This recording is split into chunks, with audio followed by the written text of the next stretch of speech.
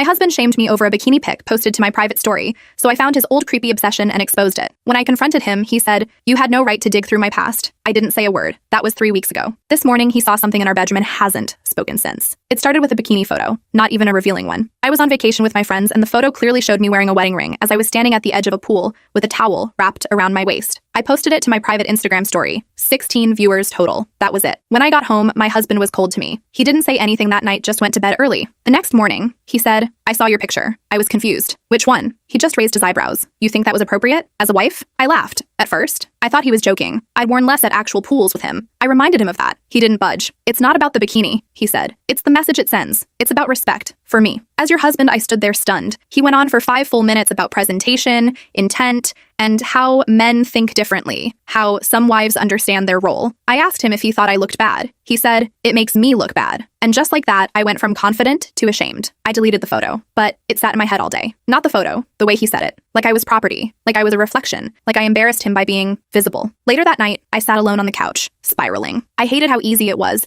for him to make me feel like I'd done something wrong. It felt like emotional whiplash. 1 minute I was laughing in the sun, and the next I was asking myself if I'd humiliated my husband by existing in a swimsuit. That's when I remembered the shoebox. He used to be into photography in college, had an old DSLR camera he'd brag about. It hadn't been used in years, but I remembered that he'd kept the SD cards in a shoebox labeled gear. I got curious. I wasn't expecting to find anything. I just needed a reminder that he wasn't always like this, that maybe he once saw women as more than a reflection of his pride. What I found was half our campus, not even exaggerating. Girl after girl. Some posed, some clearly didn't know they were being photographed. Crop tops, low-rise jeans, bikini shots at frat pools, girls in dorm beds, parties, bathtubs, and every single one was saved, cataloged, named by folder. Spring formal, Ashley plus roommates, Misk, unfiltered. Some were clearly intimate. A few looked like they were taken while the girls were asleep. My skin crawled, and he'd kept them all, untouched, stored like trophies. My hands were shaking, and just like that, shame turned into rage. I scrolled through photo after photo, until one hit me. A girl in a red bikini, arms above her head, neck arched.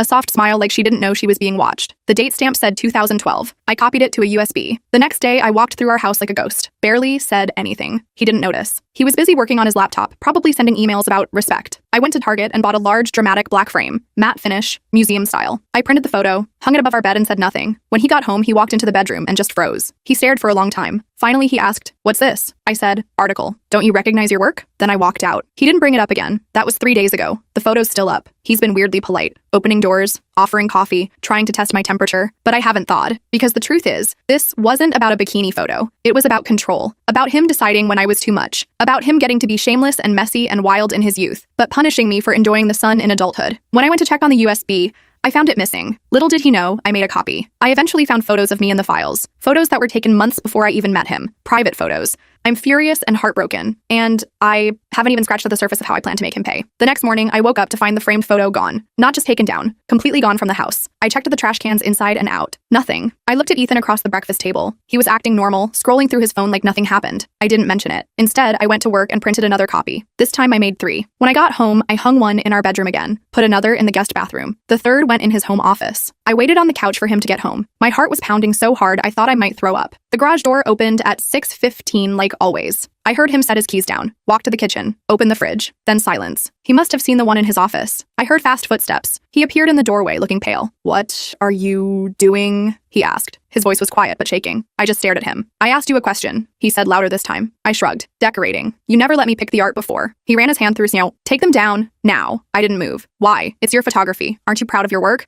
He slammed his hand on the wall. "I am sorry, this isn't funny, Megan. You're being childish." I stood up then. Childish? Like secretly photographing girls without their consent? Like keeping a creepy collection for 10 years? Like that kind of childish? His face changed then. His eyes got cold. "You went through my things." Not an apology. Not an explanation, just anger that I found out. I went to bed in the guest room that night, locked the door, put a chair against it too. I couldn't sleep. I kept thinking about those photos of me. How did he get them? We met junior year of college at a mutual friend's party, or so I thought. The timestamps on those photos were from sophomore year. Photos of me walking to class, at the campus coffee shop, even one through my dorm window. The next morning I called in sick to work, waited for him to leave, then I went through everything. His closet, his desk drawers, the garage. I found another shoebox in the attic, more SD cards. But these weren't from college. The dates were recent. Last month, last week, Photos of women at his gym, at the grocery store, our neighbor Tara watering plants in her yard, a waitress at our favorite restaurant, and me, always me, getting the mail, sleeping, changing clothes. My stomach dropped to my feet. This wasn't just a college phase. This was who he was, who he is. I sat on the floor surrounded by evidence, trying to breathe. I needed help. I called my best friend Naomi. Can you come over? Don't tell anyone where you're going. She must have heard something in my voice because she didn't ask questions, just said she'd be there in 20. I showed her everything. The college photos, the recent ones, the ones of me before we met. She looked like she might be sick. Megan, this is stalking. This is criminal. I nodded, numb. What do I do? She took my hand. You need to get out of here. Today. Come stay with me. I shook my head. If I leave now, he'll know I found everything. He'll get rid of it all. We made a plan. I would act normal for a few days, gather evidence, make copies, then get out safely. Naomi helped me organize the SD cards. We took photos of everything with her phone. She left with copies of the worst ones, promising to keep them safe. I put everything back exactly where I found it. Then I took down the framed photos and made dinner like nothing happened. That night, Ethan came home with flowers, expensive ones. I'm sorry I overreacted, he said, about your vacation photo and the art thing. Let's just move past it. He smiled at me, the same smile I used to love. Now it made my skin crawl. I forced myself to smile back. Sure, water under the bridge. He hugged me and I had to stop myself from flinching. For the next 2 days, I played the part of forgiving wife. I laughed at his jokes, watched TV beside him, even slept in our bed again, all while planning my escape. I opened a new bank account, gathered important documents, made copies of his camera receipts, the SD cards, everything. I found his laptop password written in a desk drawer and logged in while he was at the gym. What I found made me freeze. A folder labeled targets. Inside were subfolders with women's names. Mine was there. So was Naomi's. And dozens more. Each folder had photos, addresses, work schedules, social media screenshots. He had been tracking all of us. Planning, watching. I copied everything to a cloud drive with shaking hands. This was bigger and worse than I imagined. I texted Naomi, it's worse, much worse. Coming to your place tomorrow. She replied immediately, doors open whenever you get here. I deleted our conversation from my phone. Went back to making dinner like my world wasn't imploding. Ethan came home and kissed my cheek. Told me the food smelled great. Asked about my day like he was a normal husband.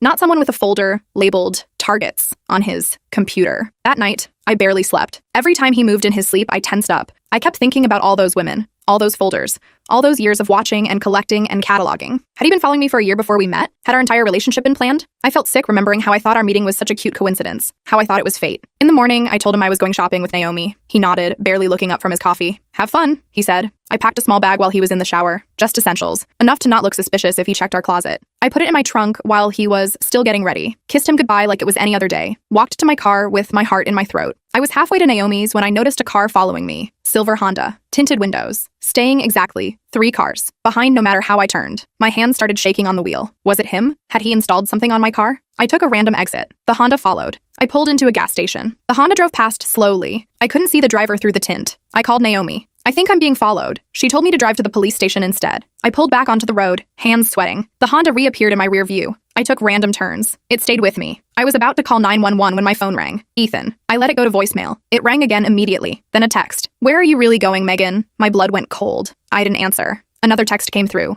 I know you went through my computer. Come home and we can talk about it. Then another. I'm not who you think I am. It's not what it looks like. I turned my phone off, made a sharp U-turn. The Honda followed. I drove straight to the police station, parked right in front, and ran inside. I ran into the police station lobby, probably looking like a complete mess. My hands were shaking so bad, I could barely hold my purse. The desk officer looked up at me with that bored expression they all have until they actually see your face. His name tag said, Officer Daniels. He immediately stood up. Ma'am, are you okay? He asked. I wasn't. Not even close. I glanced back through the glass doors. The silver Honda had parked across the street, just sitting there, watching. I need help, I managed to say. I think my husband has been stalking me, and other women, for years. And now someone's following me. Officer Daniels called over a female officer named Rivera. They took me to a small room with uncomfortable chairs and a table bolted to the floor. I dumped everything out, showed them the photos on my phone, the copies of the SD cards, everything. Officer Rivera's face got darker with each swipe of my phone screen. How long have you been married? She asked, taking notes. 4 years, I said, but apparently he was taking pictures of me for a year before we even met. They asked more questions, lots more. When did I discover this? Did he ever threaten me? Did he have weapons in the house? I answered everything, my voice sounding strange in my own ears, like I was talking about someone else's life. Officer Rivera left to make some calls while Officer Daniels stayed with me. My phone kept lighting up with texts from Ethan. I finally turned it back on to show the officer. Where are you? Answer, me. You're making a mistake. I can explain everything. I'm worried about you. And then the one that made my skin crawl. I only did it because I love you so much. Officer Daniels read them all, his face unreadable. We're going to need to take a formal statement, he said.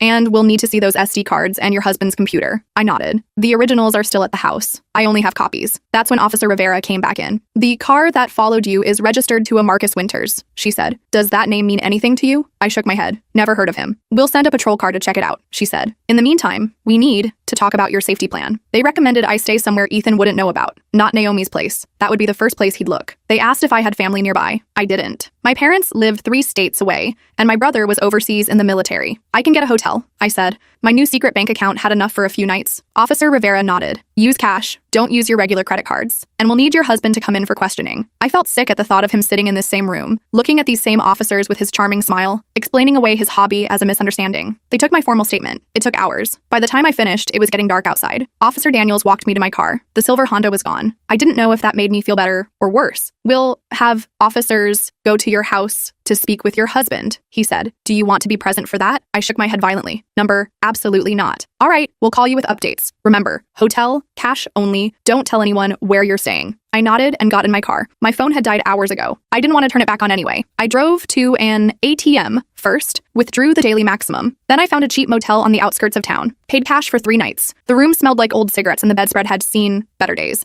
but it had a deadbolt and a chain lock. I used both. I sat on the edge of the bed staring at the wall. What now? I should call Naomi. Let her know I was safe. I plugged in my phone and waited for it to turn on. Immediately, notifications flooded in. 28 missed calls from Ethan, 45 text messages, 3 voicemails, and 1 text from Naomi. Are you okay? Call me. I called her first. She answered on the first ring. Oh my God, Megan! Where are you? The police were here asking about you and Ethan. My stomach dropped. What? Why were they at your place? They said they were doing a welfare check? That Ethan called them because you were missing and he was worried? They asked if I'd seen you today. I gripped the phone tighter. What did you tell them? I said we were supposed to meet up, but you never showed. I didn't know what else to say. What's happening? I told her everything. The police station, the silver car, the safety plan. Holy shit, she whispered. So he's trying to find you by reporting you missing? That's twisted. I need to call the officers I spoke with, I said. Can you do me a favor? Don't answer if Ethan calls. Don't tell anyone where I might be, even if you don't actually know. Of course. Do you need anything? Money? Clothes? I thought about it. Maybe clothes, but I don't know how to get them safely. I could drop them at the police station for you, she suggested. That seemed safe enough. I thanked her and hung up. Then I called Officer Rivera. She answered right away. Mrs. Campbell, we've been trying to reach you. Your husband has reported you missing. I explained what Naomi told me. Officer Rivera sighed. We went to your house. He wasn't there. We've been trying his cell, but he's not answering. Do you have any idea where he might go? I didn't. For all I knew, every detail of our life together was a carefully constructed lie. I told her about the texts, how many there were. Forward those to me, she said, and stay where you are. We'll keep looking for him. After we hung up, I forced myself to look at Ethan's messages. They started angry, demanding I come home. Then they shifted to concern, saying he was worried, that he'd called the police because he thought something happened to me. The last few were different, though. I know you're scared, but you don't understand. Those photos aren't what you think. I was protecting you. There are things you don't know about those women. About Marcus. That name again.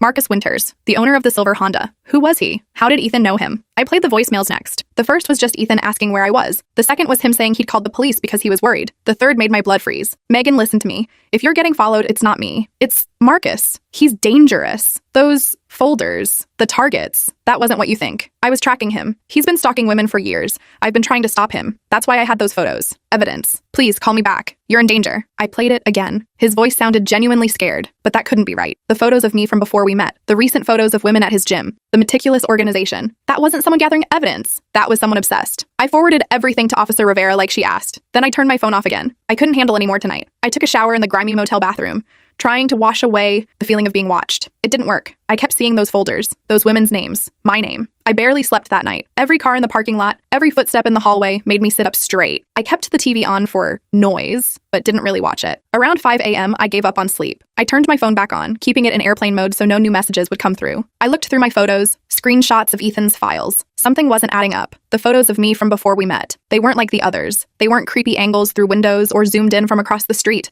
They were normal. Me laughing with friends, walking across campus. Nothing that screamed stalker photo. So where did he get them? I zoomed in on one. Me at a party, red cup in hand, talking to someone just out of frame. I recognized that party. Sophomore year. Naomi had dragged me there. Said I needed to meet new people. I hadn't wanted to go. Naomi. She was in a lot of these early photos with me. Always just at the edge of the frame. Always the one who suggested we go places. Who introduced me to new people. Who eventually introduced me to Ethan. My stomach twisted. Number. That couldn't be right. Naomi was my best friend. Had been since freshman year. She couldn't have been helping him. Could she? I turned airplane mode off. Immediately, new texts came through from Ethan. Megan, please, you're in danger. Marcus knows you found the photos. He knows you went to the police. He's not going to let you expose him. I know you don't trust me right now. I get it. But don't trust Naomi either. Ask her about Marcus. Ask her how they know each other. I'm trying to find you before he does. Please tell me where you are. I felt sick. Was this just manipulation? Trying to isolate me from my friend? Or was there something to it? I scrolled back through the photos.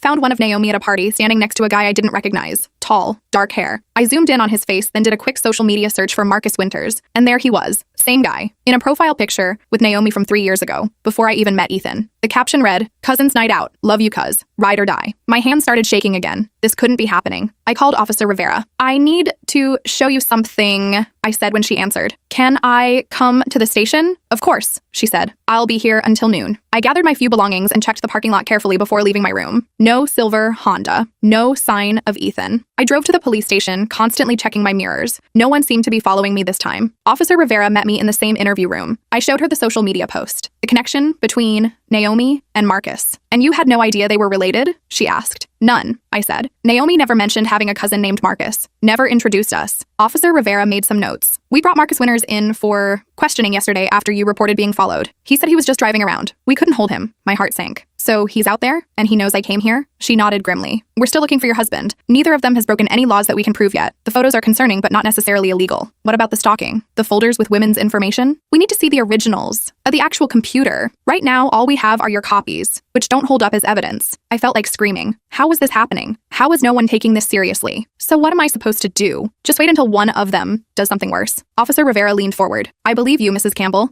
but I need more to act on. We can get a warrant to search your house based on what you've shown me, but it will take time. Time I didn't have." I nodded anyway. What choice did I have? "In the meantime," she continued, "stay somewhere safe, and maybe talk to your friend. See what she knows. Record the conversation if you can." I left the station feeling more alone than ever. I sat in my car, staring at my phone. Should I call Naomi? Confront her? What if she was in on it the whole time? What if she told Marcus where I was? I decided to text her instead. "Hey, can we meet somewhere public? Need to talk." She responded immediately. "Of course. Coffee shop on Main? 20 minutes?" That was busy enough to be safe. I agreed and drove there, parking where I could see the entrance. Naomi arrived first. I watched her get a table by the window, order 2 coffees, check her phone repeatedly. She looked nervous. Or was I just seeing what I wanted to see? I took a deep breath and went inside. Naomi jumped up to hug me. I let her, but I felt stiff in her arms. "I've been so worried," she said. "Have you heard anything more from the police?" I sat down across from her. "Actually, yes. They found out who was following me yesterday. Guy named Marcus Winters. Ring any bells?" I watched her face carefully. The color drained from it. Her eyes widened slightly before she controlled her expression. "No," she said. "Should it?" I slid my phone across the table, showing her the social media post. "Cousin's night out? Ride or die?" Naomi stared at the screen, then at me. "I can explain." "Please do," I said, hitting record on my phone under the table. "Marcus is my cousin, yes, but I haven't spoken to him in years. We had a falling out. He's not a good person. And you never thought to mention that when I told you someone was following me yesterday?" She fidgeted with her coffee cup. "I didn't know it was him. I swear. Megan, we don't talk anymore. What about Ethan? How does he know Marcus?" Her eyes darted around the coffee shop. "I don't know what you're talking about." "Ethan says Marcus is dangerous, that he's been stalking women, that Ethan was tracking him, not the other way around." Naomi laughed, but it sounded forced. "And you believe him? After everything you found?" "I don't know what to believe anymore," I said honestly. "But I know you introduced me to Ethan. After a year of taking me to parties, introducing me to people, getting me in photos." Her face changed then. Something cold flickered behind her eyes. "You're being paranoid, Megan. This whole thing has messed with your head." "Maybe," I said. "Or maybe you've been helping them all along. Maybe that's why you were so eager to help me gather evidence yesterday, so you'd know exactly what I found." Naomi stood up suddenly. "I don't have to listen to this. Call me when you're thinking clearly again." She walked out, leaving her coffee untouched. I sat there, shaking. What just happened? Was that guilt on her face? Or just anger at being accused? I stopped the recording and played it back. Her voice sounded different when she denied knowing Marcus. Strained, higher pitched. I left the coffee shop and sat in my car, unsure what to do next. I couldn't go back to the motel. Naomi knew what my car looked like. I couldn't go home. I couldn't go to the police with just a suspicious-sounding recording. My phone rang. Unknown number. I almost didn't answer, but something made me hit accept. "Megan, it's Tara. From next door? Our neighbor. The one in Ethan's recent photos." "Tara? How did you get this number?" "Ethan gave it to me ages ago. For emergencies." She paused. "Look, this is going to sound weird, but is everything okay? Ethan came by last night looking for you. He seemed really upset. Then this morning, I saw someone breaking into your house." I sat up straight. "What? Did you call the police?" "Yes, they just left. But here's the thing. It wasn't a stranger. It was your friend. The one with the red hair. She had a key. Naomi. Breaking into my house right after our confrontation." "Did she take anything?" I asked, my mouth dry. "I don't know. The police looked around but said nothing seemed disturbed. They're trying to reach you." I thanked Tara and hung up. Then I called Officer Rivera again, told her what happened, about the coffee shop, about Naomi going to my house right after. I'm sending officers back to your house, she said. And I'll have someone look for Ms. Peterson. Where are you now? I told her I was still at the coffee shop. She told me to stay put. An officer would come meet me. I hung up and waited, watching every car that pulled into the lot. No silver Honda, no sign of Ethan or Naomi. A police cruiser pulled up 15 minutes later. A young officer named Chen came inside and sat across from me. Officer Rivera asked me to escort you somewhere safe, he said. We can go to the station first if you'd like. I nodded, relieved to not be alone anymore. I followed his cruiser in my car. We were halfway to the station when my phone rang again. Ethan. I almost declined it, but then decided to answer. Put it on speaker so Officer Chen could hear if I needed help. Megan? Thank God. Where are you? Somewhere safe, I said. Away from you. Listen to me. I know how this looks. The photos, the folders. But it's not what you think. Marcus has been stalking these women for years. I found out in college when I caught him with hidden cameras in the women's locker room. I confronted him, and he threatened me. Said he had friends who would back him up. Make it look like I was the one doing it. Like Naomi? I asked. Silence for a moment. Yes, like Naomi. She's been helping him, introducing him to women, getting close to them. Why would I believe you? You had photos of me from before we met. Because Naomi showed them to me. She was trying to set us up, remember? She showed me your Instagram, your Facebook, said we'd be perfect together. I saved those photos because I thought you were beautiful. That was before I knew what they were doing. It sounded rehearsed, too perfect an explanation, but something nagged at me. Those early photos really weren't stalker photos. They were normal, social media type pictures. If that's true, why keep it secret? Why not tell me? Because by the time I realized what was happening, we were already serious. I was afraid you wouldn't believe me, that you'd think exactly what you're thinking now. And I was trying to gather enough evidence to go to the police to stop him. Then why freak out about my bikini photo? Why act like a controlling jerk? He sighed. Because Marcus follows your private account. Naomi added him years ago. I saw him like the photo and then unlike it. I panicked. I handled it badly. I'm sorry. My head was spinning. Could this possibly be true? Or was he just an incredibly good manipulator? Megan, where are you right now? Are you somewhere safe? I glanced at Officer Chen's cruiser ahead of me. I'm fine. Are you with the police? Officer Rivera? Why? Because she's not answering her phone. I've been trying to reach her all morning. I have proof. About Marcus. About Naomi. Text messages between them planning everything. If you have proof, bring it to the station, I said. I'm trying, but I think something's wrong. The officer who was supposed to meet me never showed up, and I just drove by the station. There are no cars in the lot, not even patrol cars. I looked ahead at Officer Chen's cruiser. Now that Ethan mentioned it, it wasn't a marked car, just a dark sedan with a small light on top. My stomach dropped. Ethan, I have to go, I said, and hung up. I slowed down, putting more distance between me and the car ahead. Where were we going? This wasn't the way to the police station. We were heading toward the outskirts of town, toward the industrial district. I took a sudden right turn at the next intersection. The sedan ahead kept going for a moment, then made a U-turn, following me. That wasn't Officer Chen. Maybe it wasn't a police officer at all. I called 911. I need help. I think someone impersonating a police officer is following me. The dispatcher took my information, told me to drive to the nearest police station. I made random turns, trying to lose the sedan while heading toward downtown. It stayed with me, getting closer. I ran a yellow light. The sedan ran the red to keep up. My phone rang again. Ethan, I answered. Megan, where are you? Exactly. I told him the intersection I was approaching. There's a fire station 2 blocks north. Go there. Now I'm 3 minutes away. I didn't know if I could trust him, but I didn't have many options. I turned north, pushing the speed limit. The sedan was right behind me now, close enough that I could see the driver, not Officer Chen, not anyone I recognized. The fire station appeared ahead. I pulled into the driveway, honking repeatedly. Firefighters came out looking confused. I jumped out of my car. Someone's following me. He's pretending to be a police officer. The sedan slowed as it passed the station, then sped away. The firefighters brought me inside, asked if I was hurt, called the real police. I was shaking so hard I could barely speak. 5 minutes later, Ethan's car pulled up outside. He ran in, looking frantic. When he saw me, his face crumpled with relief. Thank God, he said, stopping a few feet away, not approaching, giving me space. Are you okay? I nodded, still not sure if I could trust him. How did you find me? Phone tracking app, he admitted. I installed it when we got married, for emergencies. Another invasion of privacy, another secret, but it might have saved my life today. Who was that? In the car? I asked. I think it was Marcus, or someone working with him. Ethan pulled out his phone. I have proof. Text messages between him and Naomi,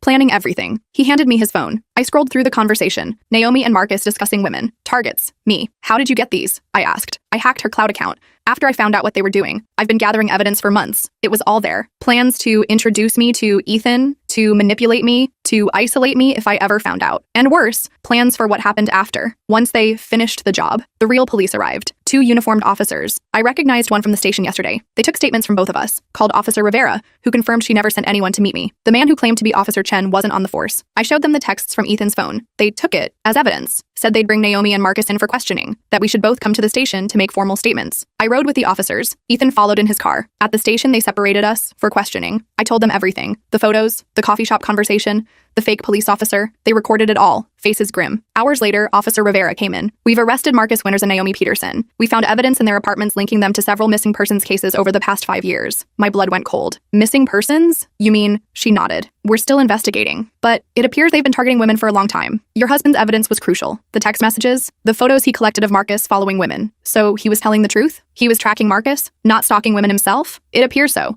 We found journals in Naomi's apartment. She detailed everything, how she would befriend women, introduce them to her cousin, how your husband discovered them in college and they decided to bring him in rather than risk exposure. I felt dizzy. Bring him in? What does that mean? They manipulated him, threatened him, then decided to use him as a cover. Naomi orchestrated your meeting. They thought having you marry him would provide legitimacy, make it harder for him to go to the police. I couldn't process this. Ethan wasn't a stalker. He was a victim too, used as a shield by the real predators, my best friend and her cousin. Can I see him? I asked. Officer Rivera nodded. He's waiting. I walked into the room where Ethan was waiting. He looked up, his face a mix of exhaustion and relief. For a second, we just stared at each other. I didn't know what to say. How do you start a conversation after discovering your entire relationship might have been orchestrated by criminals? Hey, he said finally. Such a normal word for such an insane situation. I sat down across from him. So, Naomi and Marcus, they planned all this? He nodded, running his hand through his hair. I found out in college. Caught Marcus setting up cameras in the women's locker room. When I confronted him, Naomi showed up. They threatened to frame me if I went to the police. Why didn't you tell me? Ever. At first, I was scared.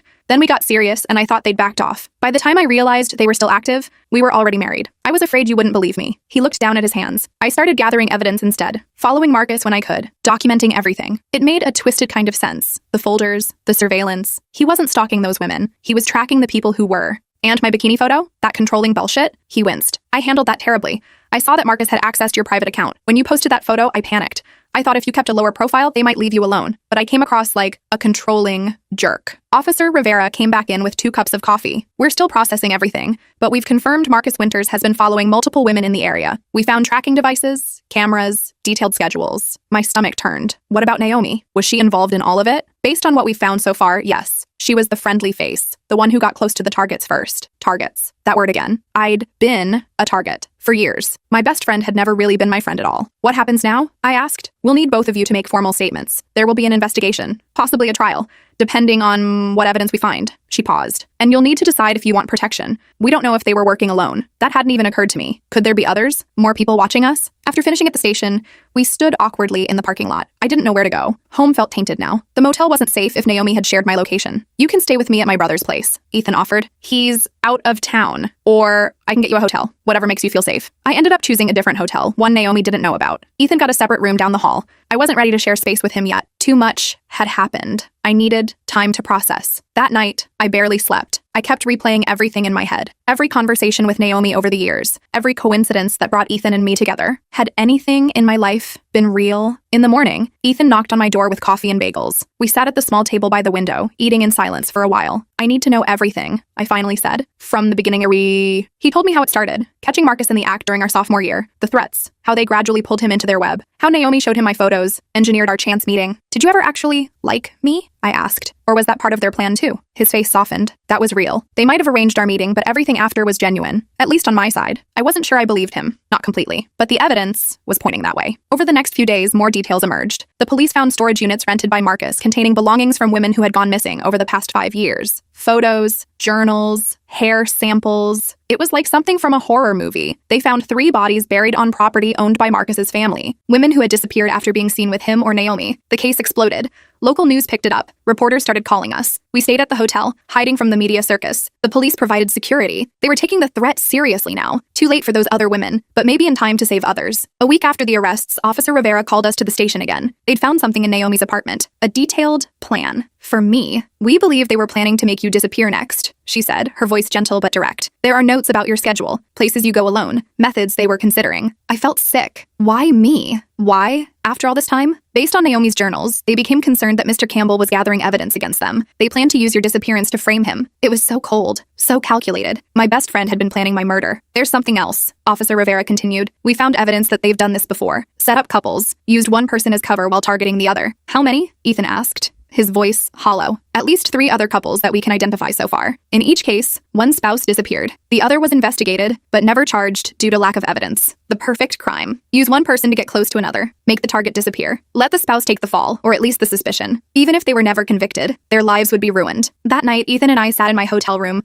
watching the news coverage. They weren't releasing our names, just referring to us as the couple who helped break the case. Small mercies. I keep thinking about those other couples, I said. Did they know each other before? Or were they set up like us? Ethan shook his head. I don't know. But I keep wondering if I could have stopped this sooner. If I'd gone to the police right away in college, they would have framed you. I reminded him. You were trapped, too. We were both victims. Different kinds maybe, but victims nonetheless. 2 weeks after the arrests, we finally went back to our house. The police had searched it thoroughly, looking for evidence. They found cameras in our bedroom, our bathroom, the living room, all hidden by Naomi during her helpful visits. I stood in our bedroom looking at the small holes in the wall where the cameras had been. I can't stay here, I said. Not knowing they were watching us, that she was watching us. Ethan nodded. We'll sell it. Start over somewhere else. Start over. Could we do that? After everything? We began packing up essential items, things we'd need while staying at the hotel, until we figured out our next move. I found myself in the attic, looking at the shoebox that had started it all. The police had taken the SD cards as evidence, but the box remained. I sat on the dusty floor, holding it. If I hadn't found this, would I still be living in ignorance? Would I be dead by now? Another victim of Naomi and Marcus? Ethan found me there. You okay? I shook my head. I don't know if I'll ever be okay again. I don't know who to trust. My best friend was planning to call me. My husband was keeping massive secrets. My whole life feels like a lie. He sat down next to me, not touching, just present. I know, and I'm sorry for my part in it. I should have found a way to tell you. Would I have believed you? If you told me Naomi was evil? Probably not, he admitted. I wouldn't have believed it either if I hadn't seen it firsthand. We sat in silence for a while. Then I asked the question that had been haunting me. What happens to us now? Can we even have a relationship after this? He looked at me, his eyes tired but honest.